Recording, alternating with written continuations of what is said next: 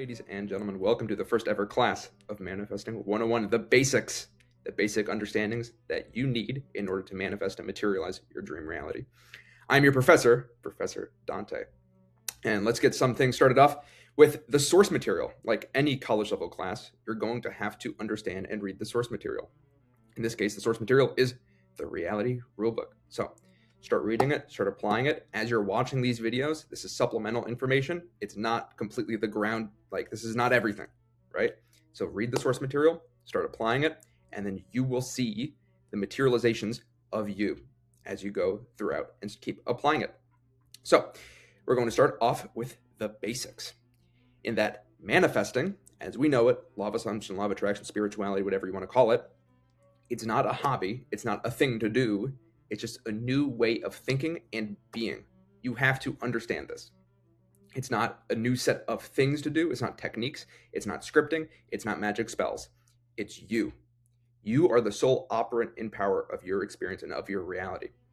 And you have to understand this because there's no power outside of you. You are the individual that's giving power to a certain thing, a certain technique. And it's as simple as just deciding as it's done and that you are that way now. Okay? That's why I have you set the laws and live by the limitations of them. If you think something's impossible, it is. If you think you can't have it, you can't. If you think this one technique only works this one way, then that's how it works. That's how reality must work for you because you are one with reality. You are the one setting the rules and you are the one living by the limitations of those set rules. Okay?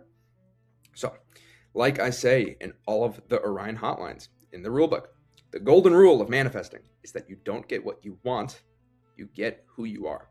So in order to materialize and experience the reality where you get what you want and have what you want, and it's a normalized experience for you, you must first be the version of yourself who would have that thing, right? Because reality and its occupants, reality itself can only agree with you. It can only think what you're going to think. So if you think this person is going to do something bad to you, or if you think this person loves you, or if you think this experience is working perfectly in your favor, or if you think people at work love you, or you think that the commute is going to take forever, reality has to prove you right because it can't say no to you. It's an ever-flowing experience from you because you are the one giving it life. You are the one selecting it. You are the one shifting to that reality where that's a normalized experience for you because whatever is normalized persists in your reality. Okay? We have to understand this. We can look at this from a framework of the 4 pillars or 4 streams of consciousness as people talk about. So the first pillar, the baseline pillar, is knowing that you're all that is. Knowing yourself as God consciousness, as that I am, meaning that you are the one giving the selected life to this area, that you are selecting that outcome, that you are that identity that then experiences said thing. So you have to have that baseline understanding that you itself or you alone are capable of shifting and changing your reality to what you want it to be, that you are all powerful, right? The second pillar, the second concept, the second baseline understanding are these concepts and areas of self. So how does love work for you? How does success work for you? Do you always get what you want? Does everything work perfectly for you in certain areas of your life, but in other areas of life, it's struggle? An example, you can get anyone that you want in a relationship, but money is difficult to come by, or vice versa. It's the micro and macro areas of your life. So you have the first line pillar of knowing yourself as God consciousness as all that is, as understanding that you are the source selector of your reality. The second is these concepts and areas of yourself. How do these concepts and areas of yourself work for you? It's like a filter. You can only see reality as you are as an identity. The third pillar is the direct end. And as you see, it's on top of these concepts and concepts of self and self-concept, meaning how do people view you and how do these areas of your life work for you? This third pillar is built upon that because it acts as like a great filter. You can never experience an end that you are selecting if it is in contradiction and in confliction with the second pillar. This is super, super important because so many people are so focused on, I have this thing, I have this thing, I have this thing, and they're hyper fixated on it.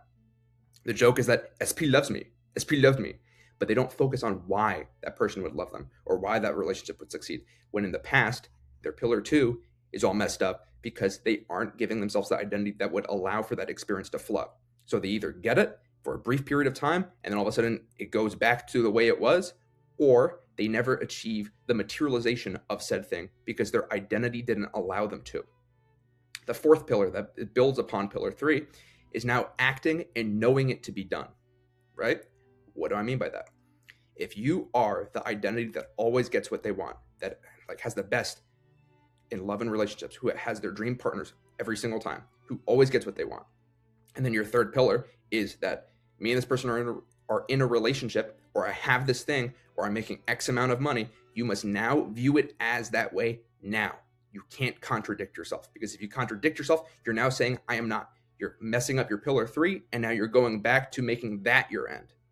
So when you decide something is done, when you view an imagination, when you decide it with your tongue, with your mind, right? Because it's a conscious decision. It's basically you're just making a decision, and now you're viewing it as that way now, and so it is done. And then you just exist in that knowing of it is already that way. And when you don't contradict yourself, you allow for the flow of an experience, and you allow for it to materialize to you. What stops people from materializing what they want is because they get in the way of it, of how can it be this way, right? So how can it be this way? Where is it? I don't have it. It's been X amount of time, and that's what stops the materialization of it. So you have to understand this, and that's what allows for the detachment and flow, because when you decide things and see the materialization of those things that you don't care about, or that you're like not super attached to, then it's exactly the same, because there is no partiality to the infinite. There's no polarity. Everything is the same. Big, small, good, bad, you're the decider of these things, okay? So now that we know that it's identity that selects and creates an experience for ourselves, what is an affirmation? Because an affirmation is a moment of congruency to a version of you that already exists, as per this graphic, right? When you decide something, when you see it in your mind, when you make a decision, you're basically selecting a version of yourself where it already is that way. You're not changing something. It's not just one physical reality that you're trying to morph and bend to make it how you want it. You are shifting and selecting a reality that already exists. The fact that you have the thought, have the desire, means that there's a reality out there for you to experience, as long as you make yourself congruent to that version of you. Like I was saying with the eye above, that you're the observer of you. So when you select yourself, a new version of yourself, you are that way now until you deselect it. So since everything is an affirmation, because as we know, an affirmation is just a moment of congruency to a version of yourself, how can we make it so that it ties back to the identity that we want to select, okay? So the best types of affirmation is one that normalizes the identity first, because everything is an affirmation. So it's been X amount of time. I feel a certain way. I think it's going to be a certain way. I know this is going to happen, right? That's a version of yourself that doesn't exist yet, because there's only the present moment now. So when you say something like that, you're inherently implying that it is that way now, and you're that identity now. You're pulling the future into the present, or you're pulling the past back up into who you are now, right? And like I was saying before, you're selecting. You're shifting to a reality that already exists. Okay. You're not changing. In my Father's house, there's many mansions. If it was not so, I would have told you. Okay? So, as I was saying, the best way to affirm is that you're implying the new normalized experience for yourself. So you pull in the what, and then you pull in the why. What means what it is, the outcome, the specific end for yourself, this person, this thing, this outcome. And then the why, you tie it back to who you are, that this thing is coming from you. You're not looking outside of you to validate yourself with the thing. That thing is validated by who you are as an identity, by you just existing, right? So we want to normalize that experience for ourselves with that identity. So we keep tying it back to ourselves. We identify ourselves as the source of it, and then it materializes to us because it's normal. So an example, my business is booming because no one can replicate what I do. I love the way my body looks now. It's better than I could have even imagined. Of course it's working out for me because I am all that is. We are so in love because I am the man or woman of his or her dreams, right? We're tying it back to us. We're giving ourselves the importance. We're giving ourselves the reason why this thing must materialize a certain way, because we are the identity that's normal for. If you're trying to force an outcome, right? Like an example, I have X amount of money, but you don't focus on who you are as an identity. We go back to the 4 pillars. It has to make sense to who you are. It has to be, the pillar 2 has to be grounded and make sense to pillar 3, because if it's incongruent, that materialization will never occur. That is why we manifest, we affirm as this way. We focus on the what, and then we focus on the why. We give ourselves the reason why.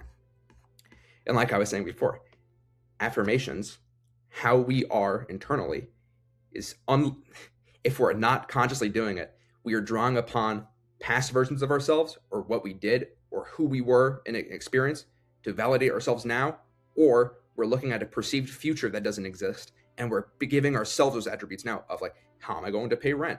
Will this person leave me at a certain point? Or in the past where it's like, every person acted this way, or I've only been able to experience things X way. So you have to realize now that the past or future, they don't exist. That's a perceived past or future. You can remember it any certain way now. You can decide who you are now based upon a past or future that doesn't exist. You can now give yourselves the attributes. As in, I've always experienced something this way. I've only ever experienced the best in love and relationships. I've only ever experienced having wildly successful businesses. I've only ever experienced getting treated a certain way. You give yourself these experiences with an affirmation. You're selecting a version of yourself that already exists. You're giving yourself these attributes, and it becomes a normalized experience for you. You naturally experience the best. You naturally experience success, and you aren't trying to force it. And when you don't force it, it allows for these amazing outcomes to just materialize to you without you even thinking. That's where you want to be. You don't want to focus on a manifestation. You don't want to focus on a specific outcome every single time you do something. You want to make it a normal part of who you're being. That's where we want to be. Okay? So, when you do that, when you decide who you are now, you're going to be met with the ego, the resistance, the old awareness of who you once were, because its job is to keep you safe. Its job is to keep you where you once were. And it will do that through all sorts of ways. An example, your doubts and fears will be spoken through other people. You just decided that you have said job, like a specific outcome. You want to work a remote job, or you want to date a certain person, or you want to get your ex back, or you want to make a certain amount of money.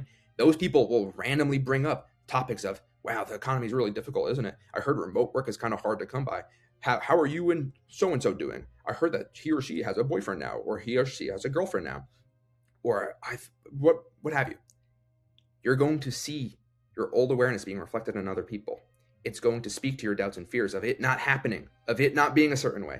And your job is to remain the same regardless. You may face rejection or the opposite. You may decide that you are with this person now, even though you've never spoken to them. And all of a sudden the next day, they're walking with their girlfriend or boyfriend. Or you decided that you have a certain thing and then you're rejected from a certain thing. You may get the intrusive thoughts or feelings of nothing changed, or it's not going to work out for you, or you're not good enough. You are going to receive that. And depending upon who you once were, will indicate how strong those feelings, emotions, or circumstances are going to be. But as long as you don't identify with and acknowledge them to yourself, you don't attach them to your I amness, to who you are, they fade away, because your internal world is the selector of what you're experiencing outside of you. As long as your internal world is unshaken and it is exactly what you want it to be, that will materialize to you as well, as did the bad things. So, like I was saying before, none of it matters until you identify with it. And the reason why you feel so strong, or it's so harsh, or you feel so bad, is because it's the contrast to who you once were. If you didn't change internally, it would feel normal. You wouldn't have these super big emotions and feelings. It would feel normal to feel a certain way.